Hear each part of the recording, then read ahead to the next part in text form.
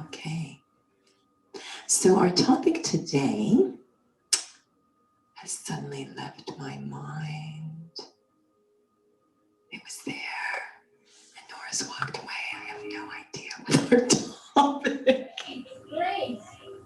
Grace. Grace is our topic. Grace is our topic. So let's have a commentary, a reflection on grace.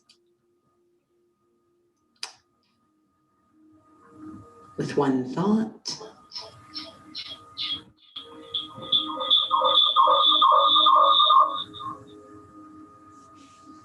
I come into the present moment, very aware of sitting here at this time, having given myself this moment to not think about the usual thoughts of day-to-day life, what I have to do, what's happening, different roles, different tasks or responsibilities, full permission to put those aside just for the moment. This is my time for self-care, my period of grace.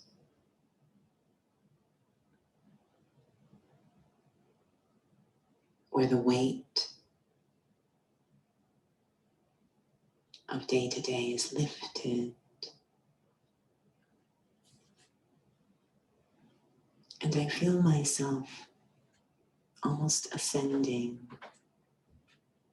into a different quality of thought. Thoughts that are kinder, simpler, understanding.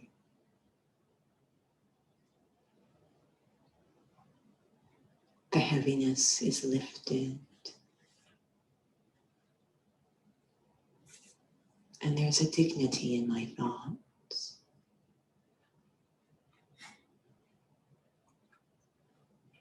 A feeling of self-respect in my thoughts.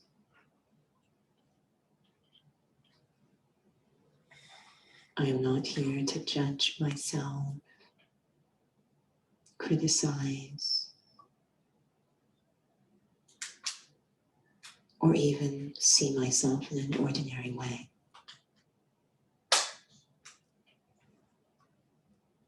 My exercise today is to recognize the extraordinariness of the self. What is sacred, special, valuable in the self. My period of grace. And with these kinds of thoughts and reflections,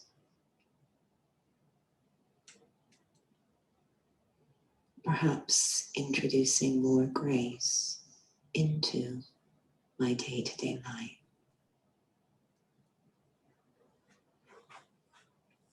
Om Shanti.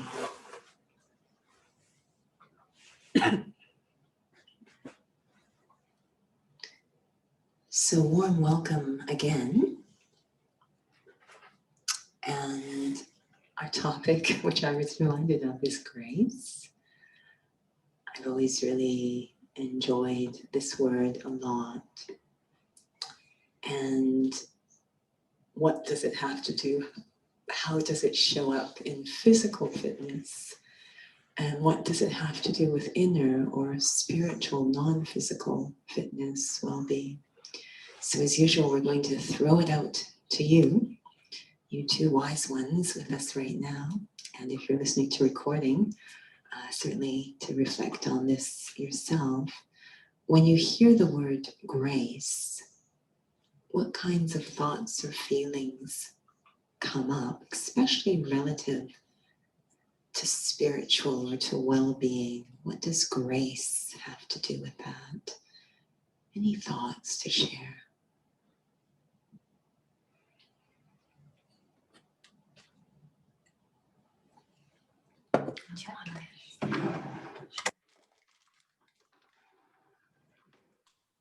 I would say beauty. Beauty. Beauty. Yeah.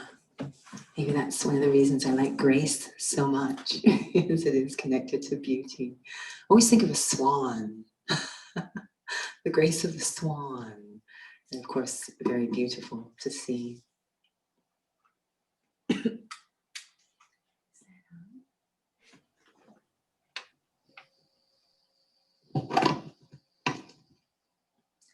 I know that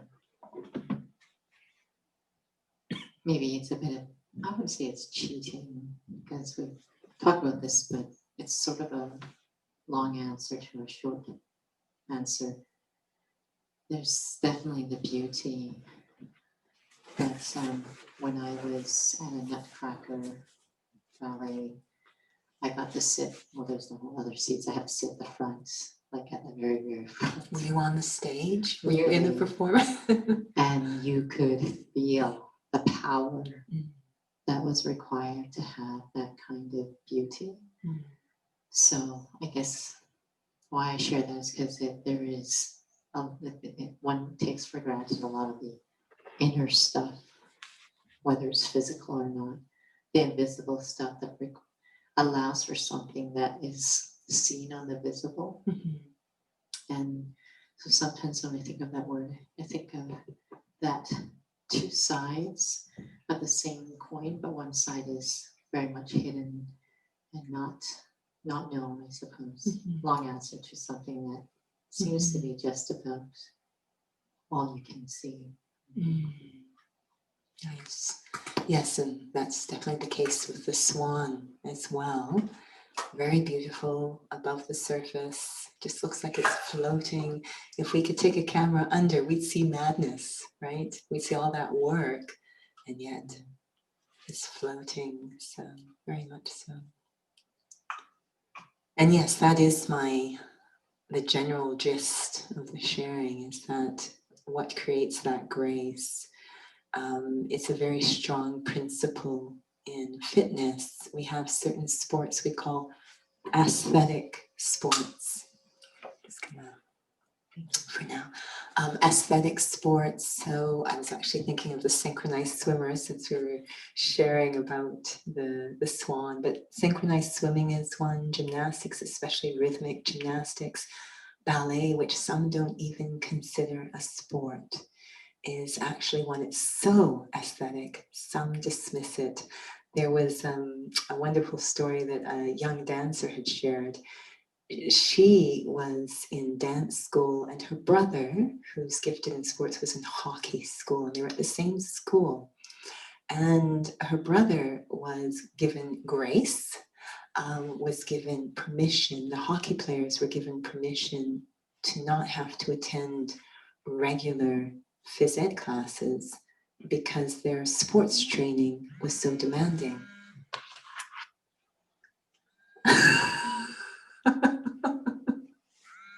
Can you answer that? Their sports training was so demanding. But she was at the same school, and the dancers were not given leave from phys ed classes because they were not considered a sport. So that's how deceptive it is. Even though their training is equal, if not more rigorous, they were not considered a sport. So the aesthetic sports in the fitness world are very deceptive. And I remember with ballet, that's the sport I was in, we would often, if I would rarely share that I was in ballet because I knew what would happen. But if I did, usually, especially the boys in the class, would get up and kind of do their version of a ballet dancer, which they thought was very fluffy and silly, and they sort of do their thing. And you just let them go do their thing, because there is such a common perception that grace, it looks so easy and light and pure and peaceful, that it feels like there's no power behind it, because our concept of power is so performative. We did an experiment with someone one day, I think it was actually Nora, and we put side by side two athletes, and they both are they're the top of their game in their respective sport. One was Mikhail Baryshnikov, who was an icon in the ballet world. And the other was, I think it was Rick Froning or something. He was the fittest man on earth, is how he was billed, a CrossFit athlete. And we showed the videos side by side. And Baryshnikov was doing what's called sautés, which is just jumping. Now, ballet dancers have soft shoes. They don't even have running shoes on. Just jumping from first position up and down. And I think there was a table beside him. And he was reaching, when he jumped from plie, he jumped up with straight legs. He was actually going above the height of the dining table beside him from just a plie. And Rick Froning, I think, was lifting some Olympic lifting in some way. And I asked her, what's your experience of them as you watch? And she said, well, with the CrossFitter, I can really feel the effort and the power. I mean, I can feel the strength. But with Misha, it's like, it looks so easy. It's just, I wouldn't call it power. I'd say grace and ease and lightness. And so there's a bit of a deceptive feeling to it. And we say these beautiful or aesthetic sports are known for that. But I think people would be shocked if they watch the training, if they saw what happens behind the scenes to create that kind of grace. And the word that's very often connected to grace is self-control, controlled movement. The dancer, the gymnast, the synchronized swimmer, incredible control or mastery over the body on quite a deep level to make it move that way with that kind of control. And that's where grace becomes interesting spiritually, because then we're saying, yes, I need to have that self-mastery, that self-control to move through the world with grace, with that beauty. So if we go back to the swan, I remember once an experience where I was watching a swan. It was in Stratford, Ontario. And of course, that's a theater town. So they really try to recreate the elements of Stratford-on-Avon, and that include the swans. So I was out early in the morning on my own, and the swans were there on the river Avon, and they looked beautiful and graceful, as swans do. But I think there was some young swans in the pack. I'm not sure what the term is. And so I was so enamored. I thought it was so beautiful. I was on the bike. I got off the bike and started to walk towards the river's edge to have a closer look because they were so cute. And at that moment, of course, the mother got very threatened. And this beautiful swan with that beautiful signature neck reacted and stretched that neck out and started to basically like attack me. It was one of the most frightening things that has ever happened to me. And I was alone. And I'm like, I'm getting back on that bike and I am getting out of here. It was terrifying. There was no beauty. There was no grace. It was just ugly, ugly, ugly, ugly. And I thought, yeah, when we react, we get ugly. We don't look graceful at all. So grace is connected to a certain dignity, royalty, humanity, not reacting, responding from the highest qualities of the self. That's what grace is as a spiritual being in day-to-day life. And the level of self-control, self-mastery required is enormous. Just like when I watch the dancer, the amount of self-control required. Sometimes, if I'd had enough of the boys in school doing this, pretending to be a ballet dancer, I'd say, fine, let's do a real ballet move, shall we? And I'd show them something, say, okay, now you do it. And of course, they could not. And at that point, they stopped making fun because it was just so, it was so, maybe not, no. It was so clear that this wasn't just a superficial expression, but it was coming from a very deep place of physical self-control in this case. So the amount, I've met synchronized swimmers. What they do is insane. Insane. What we see above water is beautiful. What's going on underneath is crazy. It's remarkable. Their strength is double because not only do they need incredible physical strength, but they also are doing it without having any oxygen. That's crazy. So it's insane, or, just all of these athletic athletes are remarkable. So thinking about the spiritual equivalent, the level of self-mastery, self-understanding, self-control, that strength of spirit required. And I know I've shared this story before, but this is really where I fell in love. I will share. I was born in this birth at the Grace Hospital, so I have a soft spot for the word grace, but I really fell in love with the word when I heard about the actress come princess, or queen, Grace Kelly. Really appreciated what her story represented or reminded. We never know the details, but what it kind of invoked, what it reminded us of, I think was very interesting, whatever the actual details are. We're talking about someone who is a young Hollywood actress, top of the list, Academy Award winning, directors love her, so young, so promising, beautiful career ahead of her.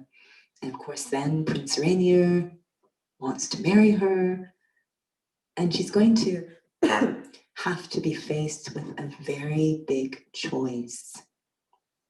That's a bit of a frightening choice, because shifting from Hollywood actress to queen or leader of a country, very different roles.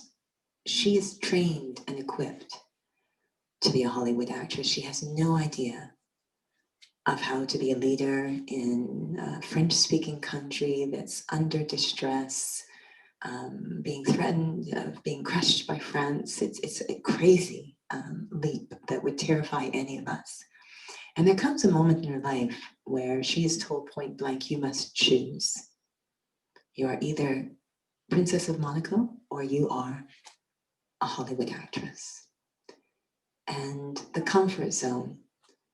And yet when she decides, for the sake of her family, to choose princess, watching her cultivate these incredible capacities that she always had, but watching her cultivate them, overcome any self-doubt, any lack of faith in the self, and cultivate these capacities, she had to respond to extremely diplomatically precarious situations with no training, and French is nowhere near her native tongue. She doesn't know Monaco is known, that municipality, for a very ancient degree of protocol of how things are done. She knows none of it.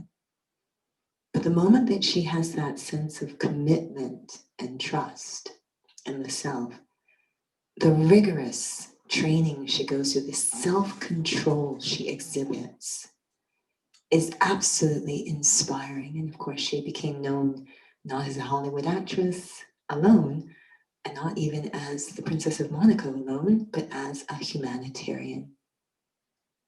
And just watching that self-control develop, she became the embodiment of her name. She became Grace.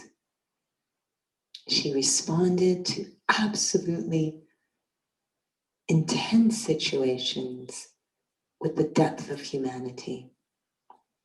It was well known that France really wanted to crush them. And she was able to find a way to bring out the best in that French leader at the time and really save her municipality, the dignity of that place. So really remarkable, the strength of spirit, the grace, not reacting. There were so many times that she was pushed to the wall and she still maintained her dignity. And so what kind of work does one need to do inside? Because we all have this capacity for grace. And I've always liked this word, the grace of God, you know, as if I experienced some boon that I did not really earn.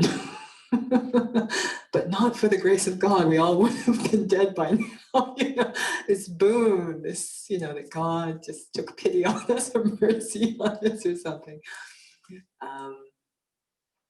But of course, even that we have to earn. God helps those who help themselves.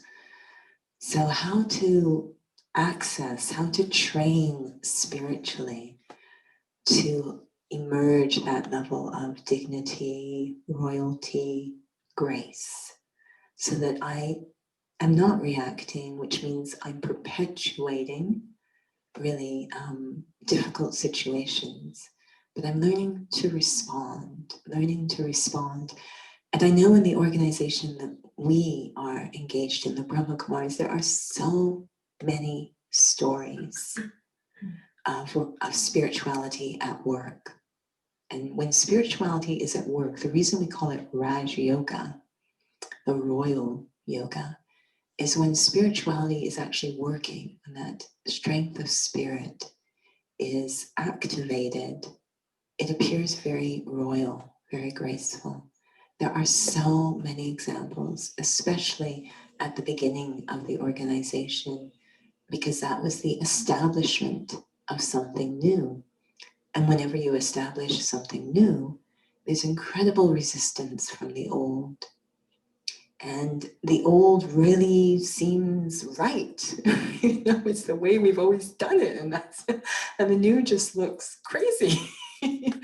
And how to, even though the old is falling apart and becoming almost self-destructive or toxic, but it's so familiar, how to bring the new in, something beneficial in a royal way. We're used to doing that through war or through force or through manipulation, but learning how to respond repeatedly in a new way is a very graceful way to transform. And so we have many examples at the beginning of the organization when there would be this pushback, this backlash from the status quo, and how Brahma Baba, the original students, would respond from that highest place. And we say, you know, I don't know if it was FLOTUS or POTUS, whether it's Barack Obama or Michelle, but that saying that they made famous, when they go low, we go high. So how to respond from the highest place. I don't know if this organization would still exist if they hadn't chosen that graceful path. And they made it look so easy. Yeah, they made it look so easy and natural, but knowing the amount of inner strength. So when we say we want to cultivate grace or exhibit grace, what we're actually saying is we do want to build that inner strength, that self-control, that self-mastery. And when we're doing that physically, there's some specific training principles that we implement in order to develop self-control. And one of them is to really refine one's mechanics, one's execution of the basics before moving to the next level. So adding more weight adding intensity, increasing tempo, does not necessarily mean progress. Only quality, when we're talking about personal power, only quality really is what we're looking at. So I can do, we've talked about this before, I can do 12 push-ups in a certain amount of time and that amount, but they are absolutely horrible mechanically, or I can do one push-up really well. And this is an underlying principle of course, mind-body disciplines like Pilates, which looks at very low reps of an exercise, but at a very high quality. And as a result, the students become very strong. I remember taking a class in Montreal, and I believe it was a class of 4 of us. I was dropping in. I happened to be there for one day. And a few things struck me in that class. It was a Pilates class. It was an hour long. And in that hour, now usually in a fitness class, in an hour, you do lots and lots of exercises. But in that, I was surprised when it was over, because we did a handful of exercises in the hour. A handful is all we got through. And I remember it distinctly because first off, it was a largely French-speaking studio. Luckily, the instructor was bilingual, so she sort of spoke English to me. I was kind of the slow one in many respects in that class. Even though, I'm a fitness instructor and supposedly fit, I was at the bottom of the ladder in this class. And the other students, there were 3 other, they were, I want to say they were in their late 60s or early 70s. It was really embarrassing. So we have these 4 students, there's me, and the other 3 were super sweet. I mean, they giggled at me because I clearly was having problems, but they were very, very sweet. And I remember being in awe at just how well they executed the exercises. Like they were so good. And then there's me. And the instructor pretty much ignored them because she had to give so much time to me to get me online, and maybe that's why we didn't get very far in the class. But I was left with this feeling of, wow, these souls who others might dismiss by their age, they're really strong. And I know why they're so strong, because of the quality of their training. And so this quality of training will make sure that the progressions, that my concept of success or progressing is connected to quality. That's very important in developing strength physically.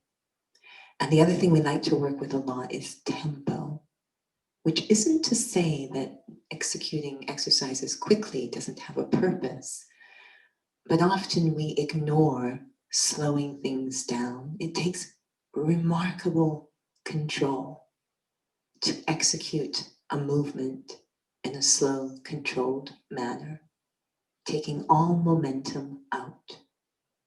So this is another thing we like to focus on, is slowing things down and looking at the quality of what I'm doing. And this applies a lot to developing strength in spirituality. I'm constantly assessing what is the quality of what I'm doing. And that's a very personal conversation. No one else will be able to do that, because every time it comes into expression, it could just be show. Only I really know the quality, the authenticity, the realness of what I'm doing. So I have to develop a sensitivity to quality. And it's quite interesting. Souls struggle with this in physical fitness, and perhaps we do in spirituality as well. We really struggle physically to get a good assessment of quality. I'm always struck, even though we have mirrors and constant cueing, for it to convert into an assessment of what I'm actually doing is very challenging in the physical fitness world. And I've noticed in aesthetic sports This is actually part of their training. We call it body awareness, and it's extremely high for those in aesthetic sports. Very, very high. They are so used to getting into the nitty-gritty of what they're doing mechanically and being very aware, listening to a cue, and maybe looking in the mirror or just feeling kinesthetically, am I executing what I've been cued to execute? Not what I think in my mind, but what actually is happening. They're very, very good at assessing that. And this becomes interesting because in spirituality, we're dealing with invisible things. Every time it comes to expression, it's really at the level of show again, gesture. So really having to develop a mechanism and a capacity, we call it self-awareness rather than body awareness, self-awareness. What's going on with me, the soul? Even the first lesson, we've had so many conversations on this. Just being soul conscious. What am I doing? I've been given directions that I am a soul, a tiny, tiny invisible point of living spiritual energy separate from the body. It's a very simple direction. Is that what I am experiencing? Is that what I'm doing? And it is something I'm doing. It's not passive. It is an alignment, a state that I want to experience. So am I self-aware? Especially, it's one thing when I'm seated, but then when I come into movement, is that alignment still intact? As I'm sitting here right now listening, what is my state? Am I self-aware? And this happens in physical fitness as well. We can get someone into a zero gravity situation, activate the muscles, get the alignment. They've got it, they feel it. And then the moment they come into movement, it's gone. This happens a lot. People will do planks for days, they'll do all sorts of exercises for days, and then they stand up and walk around. There's absolutely no sign of core strength in their posture once they're standing and walking around. There's no sign of body awareness at all. And so one is to get it when it's zero gravity. The second is to integrate it into day-to-day life. So we call that functional fitness. We need functional spirituality for there to be that grace. Yes, when I'm sitting in a room quietly and there's soft music and red light and candles and incense, and I am totally blissed out, I'm totally aware I'm a soul, I'm totally with God, everything's wonderful. This should just last forever. I'm never leaving this room. Or else I'm going to carry the candles and the incense with me wherever I go. And then I leave the room and I go out into the day and I go to drive my car and someone kind of moves quickly in front of me in traffic and I'm yelling at them in my head. All grace is gone. Poof. Because I'm not in that alignment. I have no strength whatsoever. My strength spiritually is that connection to myself as a spiritual being. That is my strength. And then we augment that strength through my connection to the Supreme Soul, who's like a brace to keep me intact until I'm strong enough to not need that brace anymore. So that's the foundation of our grace, our capacity, because when I am in the alignment, when I'm really aware, experiencing kinesthetically myself as a soul, I have complete access to all of the beautiful qualities and wisdom and powers of being a soul. It's like magic. I don't have to think a lot, I don't have to work a lot or figure out which, it's just all there. We have a question. Just a moment. When you're mentioning about core strength, can you feel the how it transfers to spirituality in terms of core strength that allows for that beauty, that stability. So it kind of reminds me of the flexibility and strength. We're really good at strength, we're good with flexibility. That it becomes integrated when you're, as you're saying, practicing that, when you're actually having to do it not in isolated moments. In terms of perhaps maybe seated, that might be a lovely experience.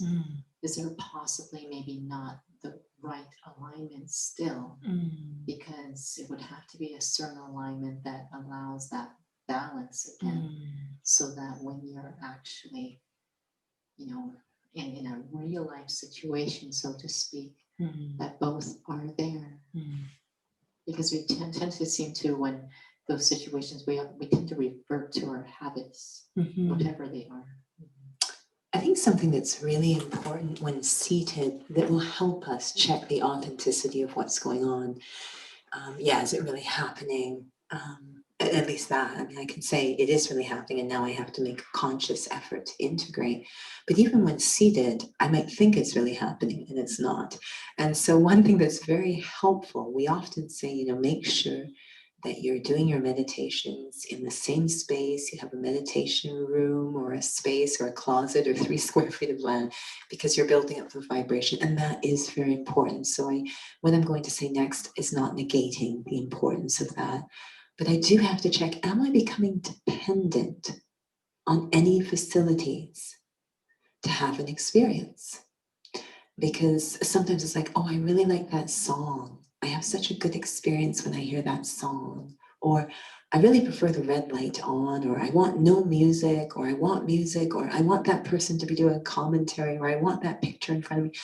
So these might be beginning points for us, but there has to come a point where my alignment, my experience of being a soul is independent of any external stimuli. So that's something really important to check when I am doing seated meditation. It is important to have a space, a sanctuary, so I have the support of that vibration. Very important, very helpful. But I'm also checking, is my experience of peace, which we say is the true nature of the soul, connected to the facilities around me? Very often souls say, oh, when I'm in nature, I of course I feel so, it's like, so you don't feel that way when you're at the office, then that's probably not quite it.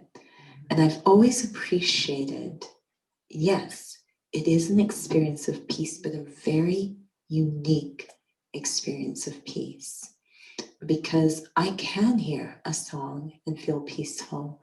I can see a mountain scene and feel peaceful. I can focus on a candle. I can hear a singer, all of them. I can feel peaceful. But when we talk about spirituality and the practice of Raj Yoga, it never says, focus on the mountain scene. What it does say is, you are a point of spiritual conscient energy separate from the body. Is that what you're practicing? So that at least lets me know I'm in the right place if I check and say, is that what I'm practicing? So I'm constantly checking that. That's, for me, is always my launch point, forgive the pun, is that sense of detached observer that, and I remember when we began, it might be very clear. It's like, okay, I'm moving the arm. It's like someone else's arm. These are really useful exercises because they're helping me to get a very concrete experience of I am not this body. But I do exist. I'm this thinking being in here. And there are times when I will look in the mirror and my physical eyes can see the body, and it's really bizarre because it's like, whoa, how did I land up in this body? Like, whoa, it's so weird, And of course, I've shared before that in dance, it's body awareness, but it's the same. We use the term sanskar. It's the same art as what we want in spirituality. This very attuned, very subtle, deep level of attention and sensitivity. That's what we're looking for. not ego sensitivity, but a feeling, being able to feel on a very subtle level what I'm doing. That skill that we developed in dance transfers over to spirituality. So there would be times when we'd be told, go off in the back of the room, at the mirror at the back of the room and practice, and we'd be looking in the mirror and practicing. It literally felt like I was looking at someone else in the mirror, that image in the mirror was someone else, and I'm just standing there and I'm just trying to be so aware of what they're doing on a deep level. Of course, it's me and I'm doing it, the body, but it felt like you're a bit detached. So in spirituality, to say I'm a soul, my nature is peace, I want to make sure that that experience of peace is coming from experiencing myself to be a soul.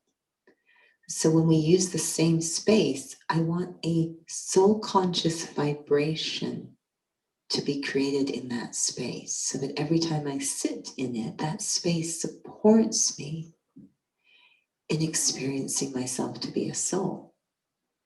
So this vibration isn't a physical thing. It's this vibration of soul consciousness I myself have created. This vibration of when I step into it, ego kind of melts away. So I need to check where that experience of peace is coming from. Is it in any way coming from any of the facilities around me, or is it coming from genuinely experiencing myself to be this eternal entity? I will separate from the body sooner or later. Is that what I'm focusing on, that specific experience? Because that is creating a muscle of very beautiful detachment that is very useful to me as I walk and move around. Yeah. Yeah, of course. And then I know we have to close. And Raj, Nora's going to share, but if there's anything you want to add or share, please do.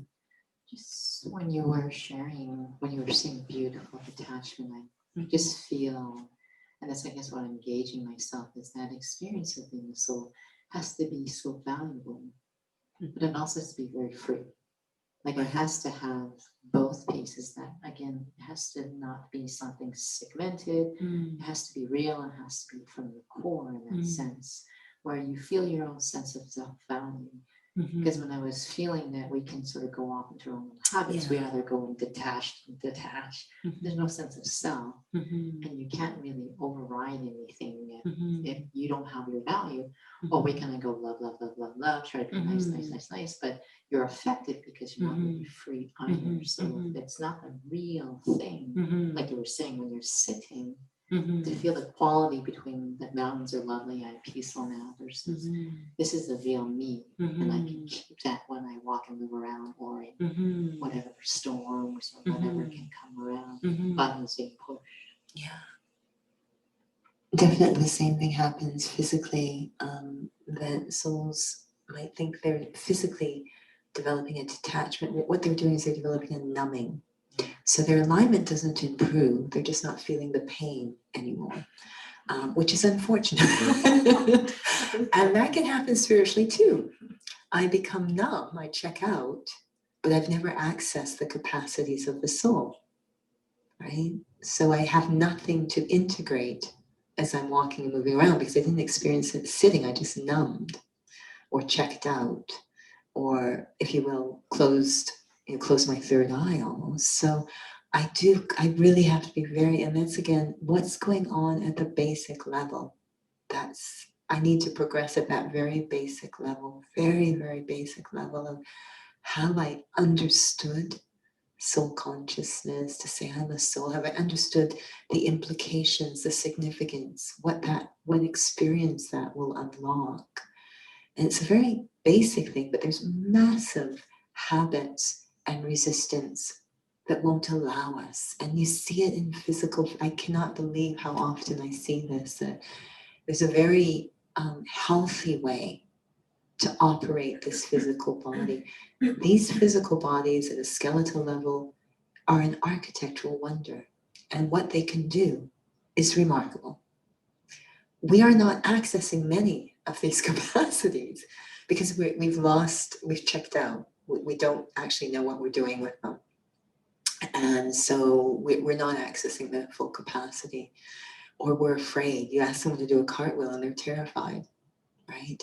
So it's really this kind of lack at the physical level. And so then we just kind of, the pain starts to come because we're not using it properly. And so then we medicate it and numb, and we haven't really solved the problem. So spiritually as well, meditation is medication. It's not meant to numb, though. It is meant to unlock the capacities of the self. So this idea that, that release, that detachment from physicality, from illusion, the illusion that I am this body, the illusion that this sweater is mine, the illusion of ego, all of it. If I can free myself from all of those illusions, this beautiful creature, soul, me, will emerge. But right now it's in a jail. And so that's what we're trying to do. And that's really God's only focus, is to liberate the soul, the beauty of the soul, the grace of the soul. And the key is soul consciousness. We're fumbling with that key. We're struggling with the key. So that to never kind of lose track of, have I really developed a competence with that key? Nor just say, no, we can see you. Have I really developed a confidence with that key? Is the question. So I know we've come to the end of our time. Raj, is there anything you'd like to share? You okay? It flew by. It just flew by. I'm not sure if we arrived anywhere. Here we are. And as usual, I'm so sorry. I have no idea what the theme is next week. That's all right. But it was a beautiful topic. Yeah, it Yeah. doesn't really matter what the topic is. We just want to listen to you, Sister You're Judy. so wonderful. Whatever these are pearls of wisdom. So at least, if I could remember even one after I leave, then, then I think it's good. If Right? we all could. If we all could. Yeah. Especially we could just implement. the analogy with the swan. Yeah. And when you said the same beautiful swan turned very ugly when he started just worrying about himself and reacting. And then I was just thinking, how many times I react in a day and I turn into a really, really ugly bird when I do that. So no, it's a beautiful tip. No, it's really true. We even use this term. I became so ugly in that situation, which fascinates me, because our concept usually of beautiful and ugly is quite physical. Yeah. She's so beautiful. And yet I know for many of us, we meet people and their character is so beautiful. The way they treat them, we say, what a beautiful soul. We always use that term, beautiful soul, beautiful person. And your mom was one of them, Sister Judy. Is she still good? She's still wonderful. Oh, She's perfect. still wonderful. Yeah, one time I only met her once. Sorry, I just talk over you when you were talking. Yeah. Like this was the first time I met her, and like when I was leaving, she kissed me on my cheek. My own mother probably never kissed me, and I was just like, how beautiful. Like, No, she is. so much. I'm not saying that because I'm related to that soul, but literally I can see it by the way others treat her. Yeah. And there was one day I went in, I think I shared, and they have new staff because it's exhausting now. So they're very smart. They rotate their staff through. And I walked in and they all got very excited, all the staff. They said, oh my gosh, are you her mother? And I go, yeah. They said, we have wanted to meet you because we thought, Mrs. Rich is so incredible. What is her daughter like? I think I was a disappointment, but they just could not get it. So, and the beautiful thing about being a beautiful soul, beautiful character, is of course it creates a very beautiful dance with the law of karma. The type of future you create for yourself is very beautiful. So it's quite important. And there's so much beauty in every human soul. I know that people will argue with me on that, but it is my firm conviction. Every human soul has the capacity for enormous beauty.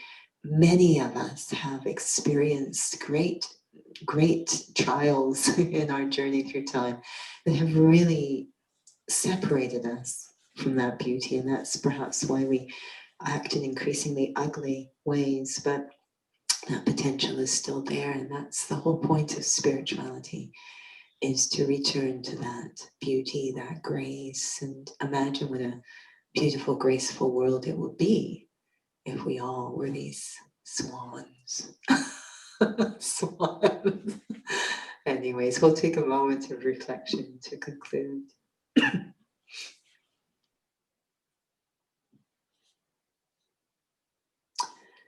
Perhaps the first step or stage of the spiritual journey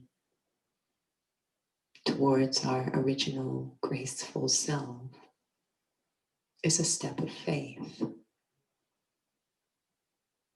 Deep faith in the self, that I am that graceful, beautiful being. And that really, this is how God sees me, in a very sweet, beautiful way. That grace of God is to always maintain that faith in the human spirit.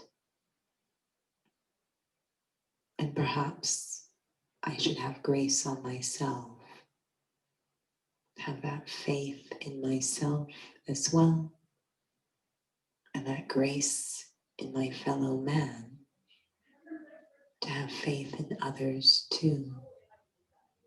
That's where the journey begins. Then every step of my spiritual journey is based on that faith. I never give up on the self, lose trust in the self, become harsh with the self. The path towards that graceful self is in itself a graceful path, not a violent one. Om Shanti. Until next time, thank you so much for joining. Have a wonderful day. Thank you, Raj.